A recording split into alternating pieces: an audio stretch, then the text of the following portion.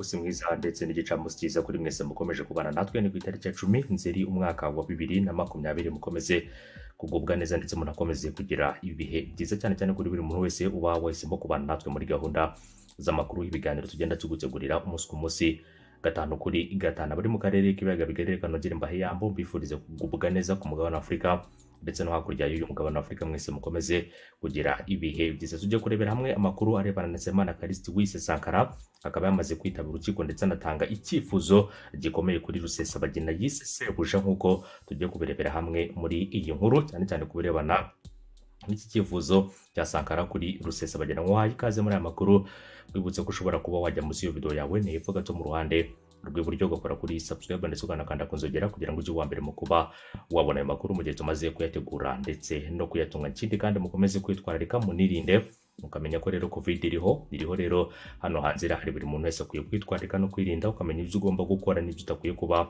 wakora muri ibi bihe, ukamenya ko isaha ari isaha ugomba gutahira igihe, kandi ukamenya ko ayo mategeko nubasha kuyakurikiza ndetse no kuyubaha, nta kibi kizakugeraho kuri buri muntu uwo ari we wese. Nsabimana Callixte Wise Sankara wari umuvugizi w'umutwe rero wa FLN yongeye kugaruka imbere y'urukiko kwiregura ku byaha aregwa bishingiye ku bitero. Umutwe wa FLN yarabereye umuvugizi wa Ryugaba mu bice byegereye ishyamba rya Nyungwe. Ubushinjacyaha bwifuza ko urubanza rwe ruhuzwa rwa Nsengimana Herman wamusimbuye kuri uwo mwanya nawe akaza gufatwa. Kuri uyu wa kane, Nsabimana Sankara yagarutse imbere y'urukiko rukuru mu rugereko rwihariye ruburanisha ibyaha mpuzamahanga n'ibyambukiranya imipaka ruherereye mu karere ka Nyanza, kugira ngo rumwe mu rukiko dufite hano mu gihugu cy'u Rwanda rukomeye cyane. Hanyuma rero akaba yagarutse imbere y'urukiko ngo yiregure ku byaha aregwa, ahanini bigaruka ku bitero umutwe wa FLN wagiye ugaba mu bice byegereye ishyamba rya Nyungwe, byishe abaturage abandi bagakomereka, ikindi kandi bakanasahurwa imitungo yabo. Iburanisha ryabaye hifashishijwe uburyo bw'iyakure buhuza impande ziburana hifashishijwe amashusho mu kwirinda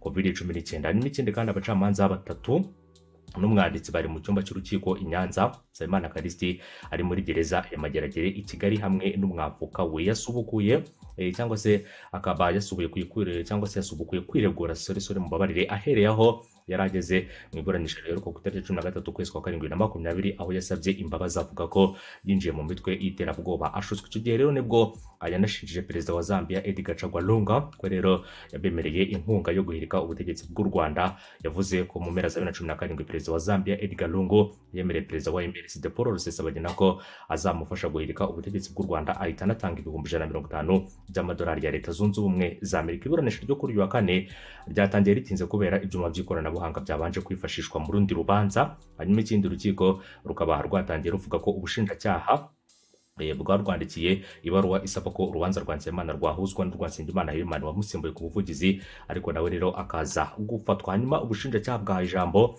ruvuga ko rero hari abaregera indishyi batitabiriye iburanisha. Urubanza rukaba rwakomeje, hagasuzumwa icyifuzo cyo guhuza imanza zombi. Ikindi kandi bwagaragaje ko guhuza izo manza zombi byagiriye akamaro mu iburanisha, kuko ibyaha Nsabimana Callixte Sankara aregwa bifitanye isano no ku kigero kinini rero n'ibyo Nsengimana Herman aregwa. Hanyuma rero Sankara yagize gutya agira icyo avuga kuri Rusesabagina. Nsabimana Callixte Sankara amaze kumva icyifuzo cy'ubushinjacyaha cyo guhuza dosiye n'iya Herman, yasabye ko rero hakwihutishwa na dosiye ya Rusesabagina Paul yise sebuja, kuko aribwo hatangwa ubutabera bwuzuye. Yasobanuye ko Rusesabagina Paul yari perezida wa MRCD bari barahuriye cyangwa se bari bahuriyemo, kandi ariyo yari ifite umutwe w'inyeshyamba za FLN zakoze ibyaha byo kwica abantu, kubashimuta ndetse no kubasahura. Urukiko kandi rwamubwiye ko icyifuzo cye kitakirwaho cyangwa se kitakwigwaho ako kanya, kuko nta dosiye ya Rusesabagina Paul rufite, ahubwo bari kwiga uko bahuza urubanza rwe n'uwari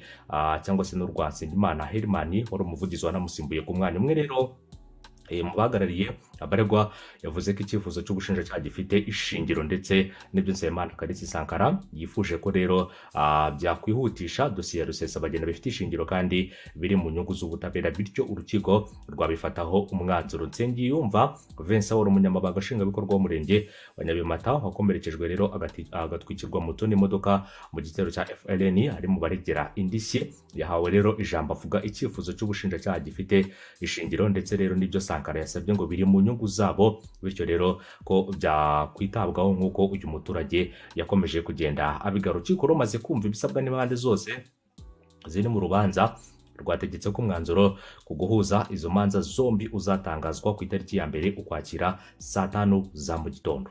Ngira ngo Sankara yasabye ko rero urubanza rwabo rwahuzwa n'urwa Rusesabagina, avuga ko bazabitangaza ku itariki ya mbere Ukwakira saa 5 za mu gitondo. Nsabimana Kalisi Sankara wari umuvugizi w'inyeshyamba za FLN aregwa ibyaha 17 bishingiye ku bitero ku Rwanda n'ibikorwa byabo barwanya, birimo rero kurema umutwe w'ingabo utemewe.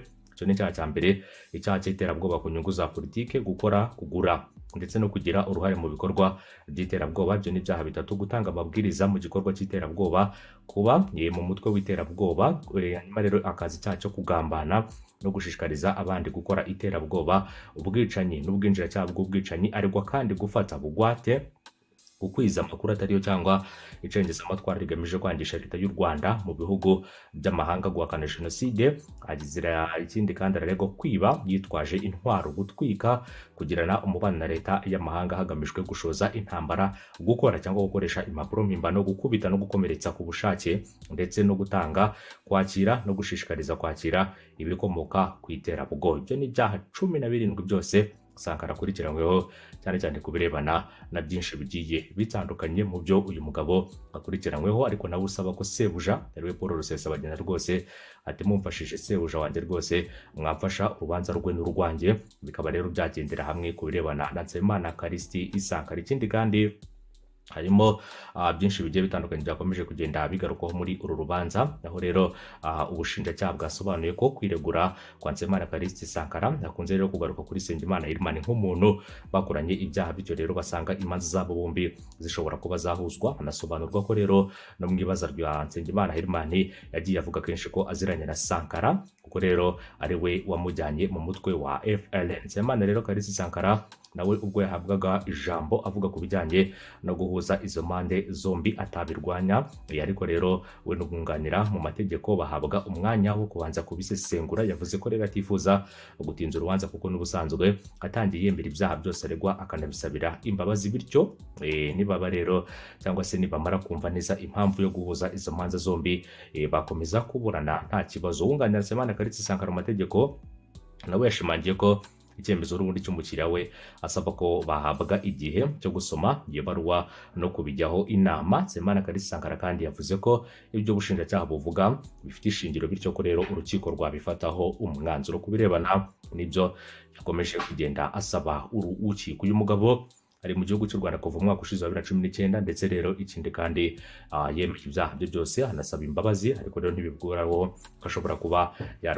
yajyanwa imbere y'ubutabera kugira ngo naramuka hamwe n'ibi byaha byose azabashe kuba yafatirwa ibihano. N'ibyaha byinshi bya 17, n'ibyaha byinshi rero ntabwo ari ibyaha umuntu ashobora kuba yacika. Ndibaza rero ibyaha 17 buri cyaha bagiye bagufatira igihano cyacyo, ndetse ikindi kandi bakagenda basoma ibihano biteganyijwe kuri buri cyaha. Ibyo byaha byose uko ari 17 bibaza umuntu ashobora kuzafunga imyaka ingahe. Ngira ngo rero rimwe na rimwe abantu bakora ibintu rimwe na rimwe rero batabitekereje cyangwa se batabanje kureba ku mategeko ngo bamenye icyo amategeko avuga. Gusa amategeko ni amategeko, kandi amategeko rero abereyeho kuba yakurikizwa. Niyo mpamvu rero itegeko bajya bavuga ngo ubundi itegeko rirusha ibuye kuremera.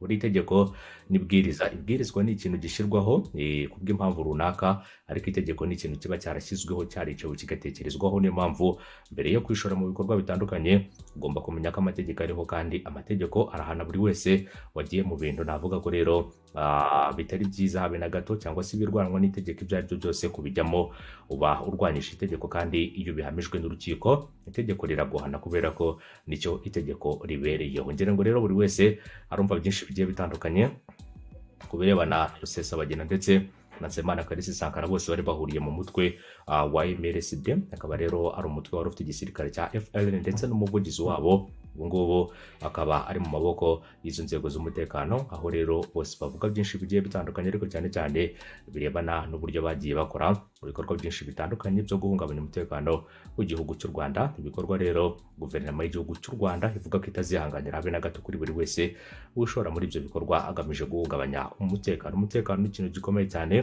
buriya mu buzima wabura byinshi bitandukanye ariko ukagira umutekano. Iyo umuntu afite umutekano aba yumva ko rero n'ibindi byose byagenda neza, kandi kuba ufite umutekano n'ibyo ukora bikagenda neza ni inzira y'iterambere. Niyo mpamvu rero umutekano mu gihugu cy'u Rwanda ari ikintu rero batajya baturira habe na gato kuri buri wese wifuza kuba yahungabanya umutekano. Reka rero mbashimire, mbifuriza gukomeza kugira igicamunsi cyiza.